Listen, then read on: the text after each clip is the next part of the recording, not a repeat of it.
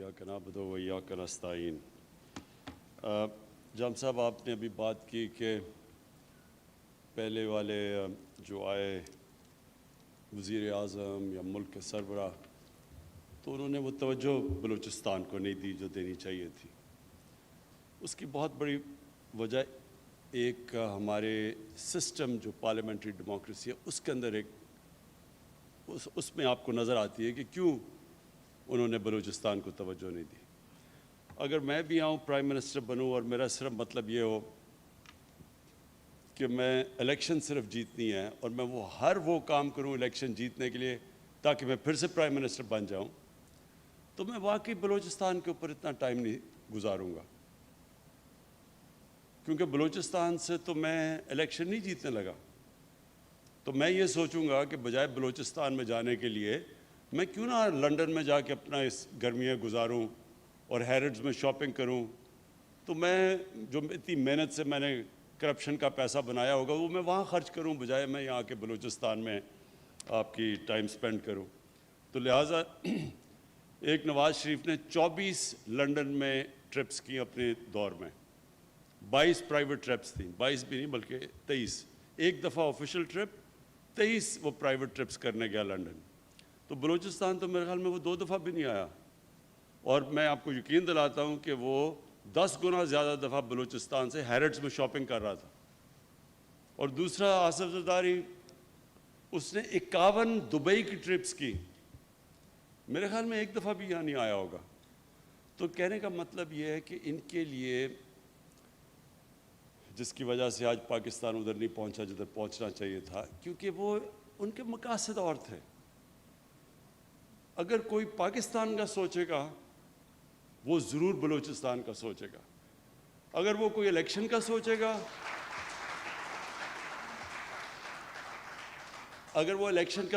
तो वो सोचेगा कि फैसलाबाद डिवीज़न, सिर्फ फैसलाबाद डिवीज़न में बलूचिस्तान से ज़्यादा नेशनल असेंबली की सीट्स हैं, तो वो वहीं तवज्जो दे दे, वो पास भी है।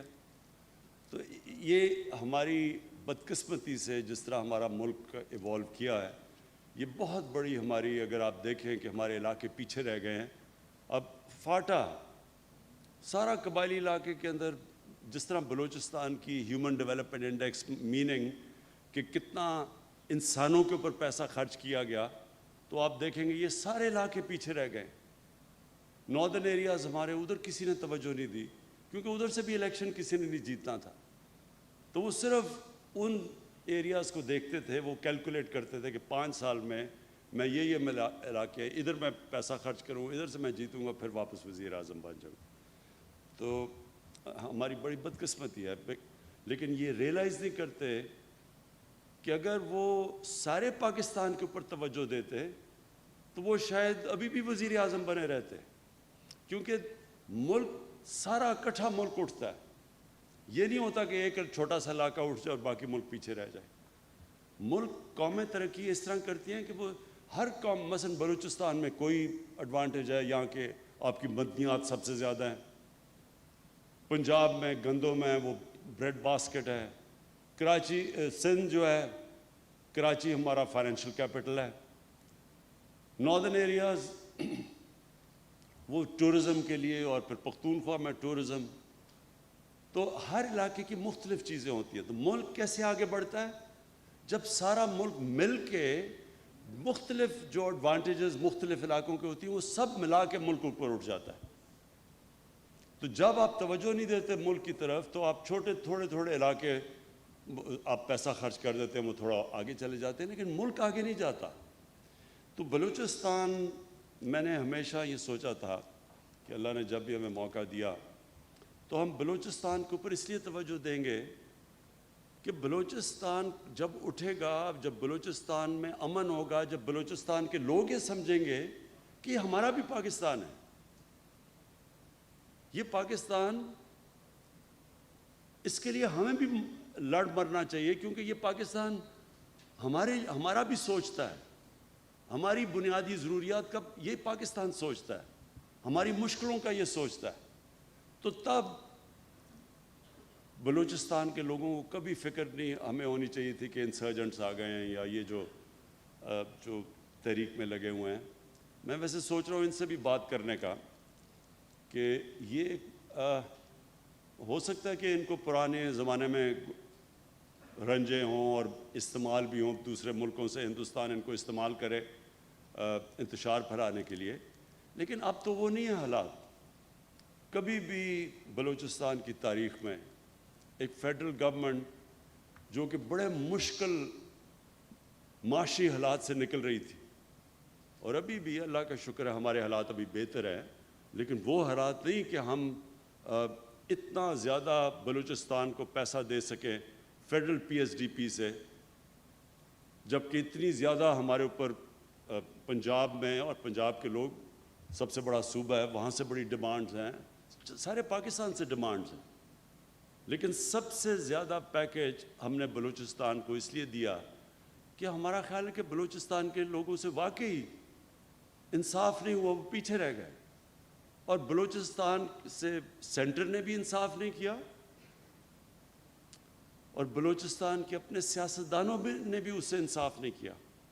جو پیسہ آتا بھی تھا میرے خیال میں وہ بھی صحیح طرح نہیں لگا، اور وہ لوگوں نے اپنی ذات کے اوپر وہ پیسہ خرچ کیا ہوگا، لیکن بلوچستان کے لوگوں کے لیے جو پیسہ جانا چاہیے تھا، اس لیے وہ جو سارا ایک احساس محرومی پھیلنی شروع ہوگی بلوچستان میں، یہ کبھی نہ پھیلتی اگر بلوچستان کے لوگ بھی جو اپنے پولیٹیشنز تھے وہ بھی اپنا صحیح معنی میں اندر جو بھی پیسہ ملتا تھا وہ صحیح معنی میں خرچ کرتے۔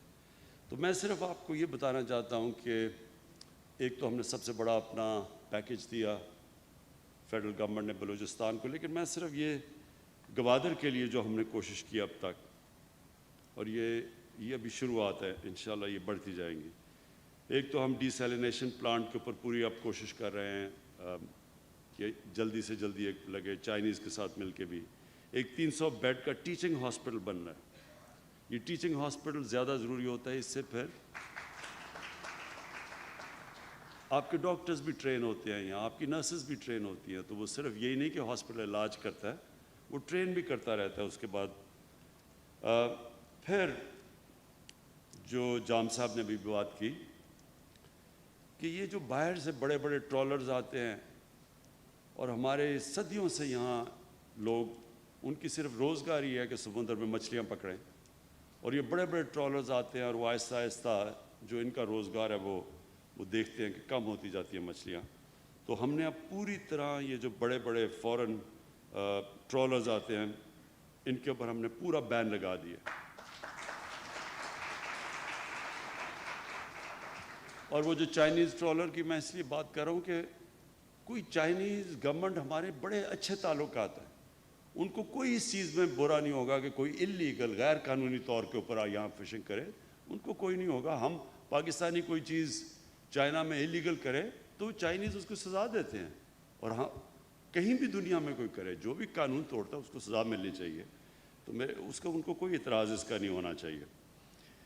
لیکن یہ میں آپ کو شور کر دیتا ہوں کہ اپنے یہ جو محنت کش لوگ جو بڑی مشکلوں سے اپنی روزی کماتے ہیں، ہم آپ کو پوری طرح پروٹیکشن دیں گے۔ ایک ہم نے قرضے دیے ہیں کامیاب جوان میں، ہم نے 10 ارب روپے کے قرضے کامیاب جوان پروگرام میں اور میری ٹائم جو ہماری منسٹری ہے انہوں نے مل کے پروگرام بنایا ہوا ہے کہ مچھلیوں پکڑنے والوں کی جو ان کی کشتی ہیں ان کو اپ گریڈ کرنا، ان کا جو بھی یہ استعمال کرتے ہیں مچھلی پکڑنے کے لیے ان ساری چیزوں کو اپ گریڈ کرنا۔ تو اس میں سے اب تک ہم نے 10 ارب روپیہ ہم نے ایلوکیٹ کیا تھا، اس میں سے 5 ارب روپیہ ہم خرچ کر چکے ہیں کہ مچھلیاں پکڑنے والوں کے لیے قرضے دے چکے ہیں۔ پھر ہم نے فیصلہ کیا تھا کہ ہم لو کاسٹ ہاؤسنگ، یعنی ہم سستے قرضوں کے اوپر لوگوں کو دیں گے تاکہ لوگ گھر بنا سکیں۔ تو ہم نے اپلیکینٹس مانگے ہیں، 4000 گوادر سے ہمارے پاس اپلیکیشنز آئی ہیں، اس میں سے ہم نے اب 200 ایکڑ زمین کی نشاندہی کی ہے، جس میں سے 2500 گھر ہم انشاءاللہ بنانا شروع کرنے لگے ہیں۔ یہ لو کاسٹ ہاؤسنگ ہے۔ پھر ہم نے اسکالرشپس کا پروگرام رکھا ہے کہ یہاں کے لوگوں کے لیے ہم اسکالرشپس دیں، یہ احساس پروگرام کے نیچے جو ہمارا بہت بڑا احساس کا پروگرام ہے، اس میں اب تک ہم نے جو ہمارے پروگرام میں جو ہم نے آئیڈینٹیفائی کیے ہیں وہ 4698 نوجوان ہیں جن کو ہم احساس کی اسکالرشپس دے رہے ہیں.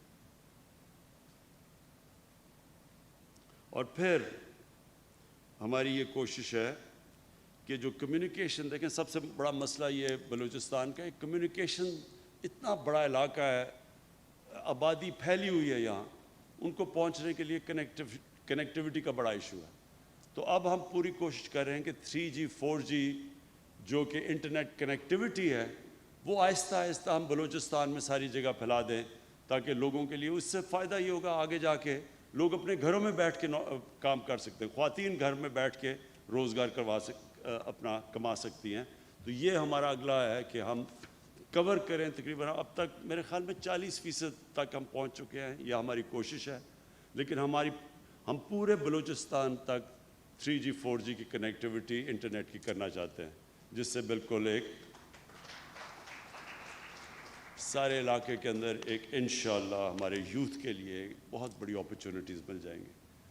میں آخر میں آپ سب کو ایک چیز پھر سے اس چیز کا احساس دلوانا چاہتا ہوں کہ ہماری گورنمنٹ ہر سال ہمارا انشاءاللہ ہماری اکانومی جیسے جیسے اٹھ رہی ہے، ہماری آمدنی جیسے جیسے بڑھ رہی ہے، ہم بلوچستان کے لیے، میں جام صاحب آپ کو بھی اشور کرتا ہوں کہ ہم بلوچستان کے لیے ہر سال اپنی کنٹریبیوشن بڑھاتے جائیں گے. اور اس لیے بڑھاتے جائیں گے کہ ہم یہ سمجھتے ہیں کہ پاکستان کے لیے یہ ضروری ہے کہ بلوچستان سے جو احساس محرومی ہے، جو پیچھے رہ گئی ہے، جو باقی ملک آگے چلا گیا اور جو بلوچستان پیچھے رہ گیا ہے، انشاءاللہ ہم پورا زور لگائیں گے، ہم بھی آپ کے لیے کریں گے. اور دوسرا یہ جو سی پیک ہے، یہ اصل میں سب سے زیادہ فائدہ سی پیک کا بلوچستان کو ہے. آپ دیکھتے رہیں گے کہ جیسے جیسے یہاں ڈیولپمنٹ ہوتی جائے گی، جیسے جیسے یہاں انویسٹمنٹ ہوتی جائے گی، انڈسٹری آئے گی یہاں، تو سب سے زیادہ فائدہ بلوچستان کے لوگوں کو ہوگا. اور خاص طور پہ گوادر کے لوگ بڑے خوش قسمت ہیں، کیونکہ آپ کا بالکل یہ علاقہ بدل جائے گا. اور یہ آپ اپنے ذہن سے نکال لیں کہ اب یہ ہوگی ڈیولپمنٹ تو یہاں کے لوگوں کو کوئی پوچھے گا نہیں. کیونکہ یہ لوگ ہمیں کہتے ہیں سوئی گیس جب نکلی تو وہ جو علاقے میں لوگ تھے ان کے اوپر تو کسی نے کوئی انویسٹمنٹ کی نہیں، وہ ساری پاکستان میں وہاں سے گیس نکل کے سارے پاکستان میں گئی، لیکن وہاں مقامی لوگوں کو تو بہت کم فائدہ ہوا. تو یہ اب جو تاریخ سے ہم نے یہ جو اس ناانصافی سے چیز سیکھی کہ آگے سے یہ ابھی کبھی نہیں ہوگا. سب سے پہلے ہم یہ انشور کریں گے کہ مقامی لوگوں کو پوری طرح فائدہ ہو. بہت بہت شکریہ.